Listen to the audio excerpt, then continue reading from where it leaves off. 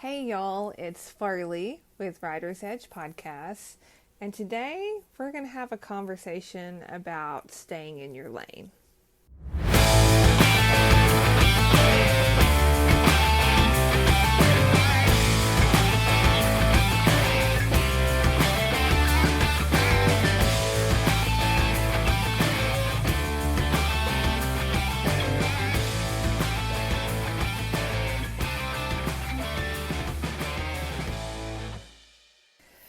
So, I felt like today would be the perfect time to talk about staying in your lane.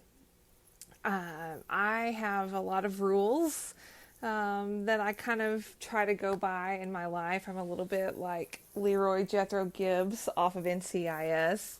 My rules don't get numbered very well like his do, but I have several rules.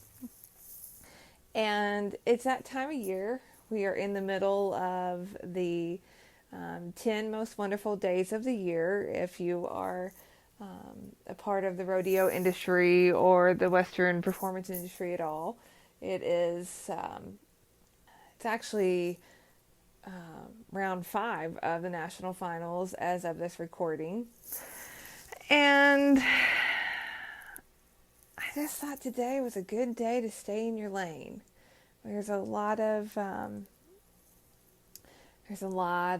couch jockeying. There's a lot of Facebook jockeying going on out there, and a lot of half truths and tales being told, and it's not okay. It's not okay because this world is broken and bitter, and we need some kindness. Just because somebody else is winning their race, that does not cloud your race. So you can be happy for them. We can all win and get there together. Staying in your lane, it's something that I use. It has kind of a wide breadth of application. We can take staying in your lane anywhere from heading a steer to running around a barrel pattern, to relationships, even to advocacy for you and your horse. Staying in your lane, when we're talking about just being kind and helpful to people, we don't know the whole story. We don't know someone else's story, someone else's truth. And even if they are part of our tribe and we are super close, we still don't know. We still see their story from our lens. We don't, the only story we fully know is our own. You can probably know 3/4 of somebody else's story, but you still don't know all of it. And so if it doesn't happen in your barn, then, maybe we don't need to talk about it. Maybe we don't need to keep the pot stirred, the drama filtered out. I recognize that it's cold and people aren't as active, and so Facebook is a fun place to hang out right now. But gosh, we're all human, and words are real, even if they get typed through these little magic computers we hold in our hands. And words mean something, and they can uplift as fast as they can cut. So just being cognizant of taking care of your lane and your barn. And that even goes into being an advocate for your lane. If we take it out of just a social scene or relationships, interactions with people at the rodeo, at the horse show, and we take it more to and advocacy for you and your horse, I tell clients this all the time. No one knows your body like you do. You're the only one that gets to live in it. And so speaking up, saying when things aren't right. No, you may not know all the fancy medical terms or what the next step is, and that's why you have a team of people to bounce ideas off of and to help you get to your next goal in your race. But you know when something's not right. You know when something is half fixed or 3/4 fixed. And it's the same thing with your horse. As much time as we spend with our horses, when you are a true horseman and a person who is always in the barn, always in the mix with them, you know them better than anybody else. And it does take a team, it does take a village. But if your gut says it's not right, or you need to expand your team and bring in somebody else, because the ultimate goal is to get you and your horse down the road. And egos have to be checked. And that's hard because, gosh, we're all human. And as a practitioner,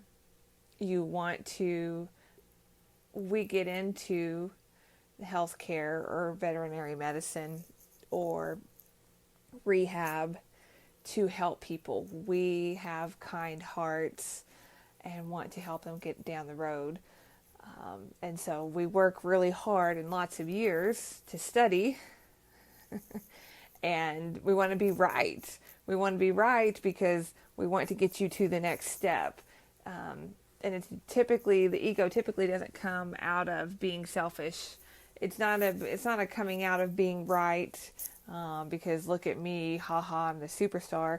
It comes out of wanting to be right to help you get to your next goal, or at least that's how I feel about it.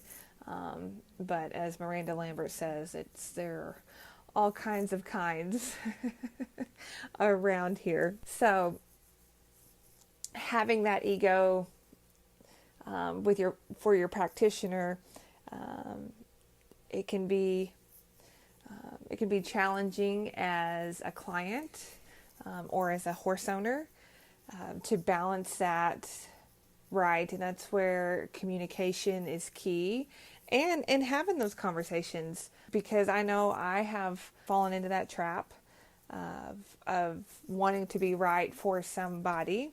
But it always comes out of a place of love and a place of wanting to get you down the road, not because I am the Billy Badass rock star and look at me. It's never about me. It's always about them.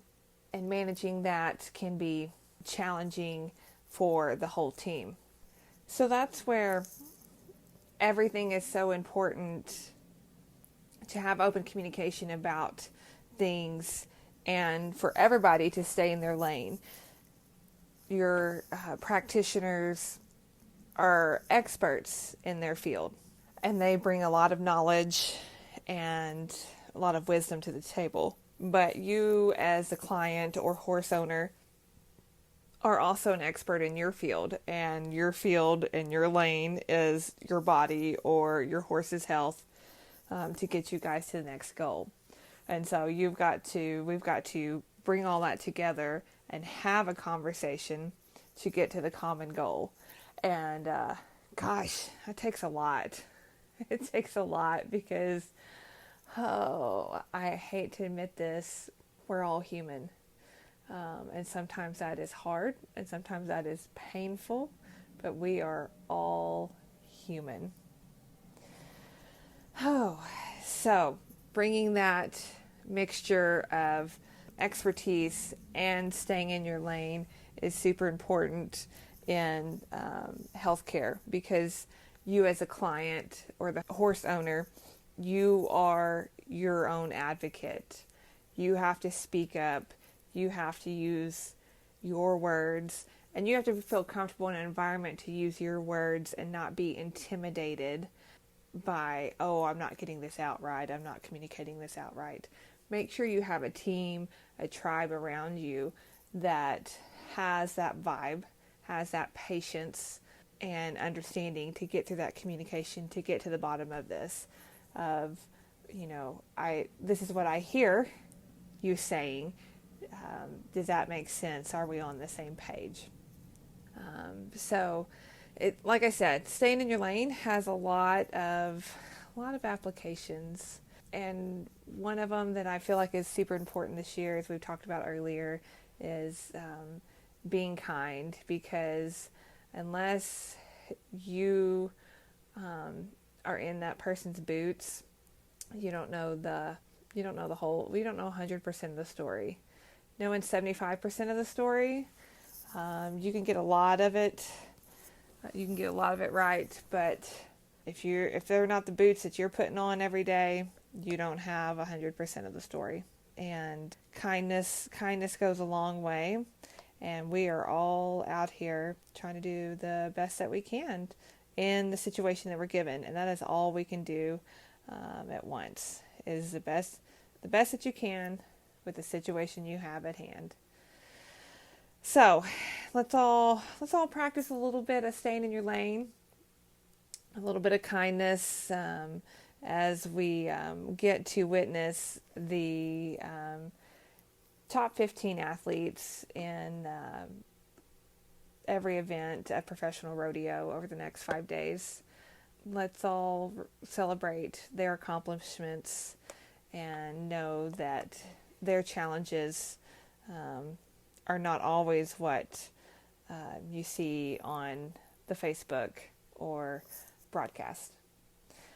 So I hope that was just a nice little check, and maybe that rule will help you in avenues of your life that you might be struggling with right now.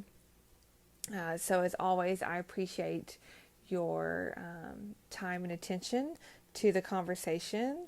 And as always, I will see you down the road. Thank you for listening to the Writer's Edge podcast today. We appreciate your time and attention.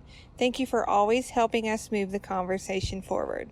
If you liked today's podcast, please help us keep the conversations going by subscribing to this podcast, and consider leaving us a review so others can find us and join in on the conversations. You can also find more information by checking us out on our social media channels, including Facebook at Writer's Edge Therapy and Wellness, Instagram at Writer's Edge Therapy, and our website, www.writersedgetherapy.com. It is there that you can book a consult for either you or your horse. Thank you, and as always, we will see you down the road.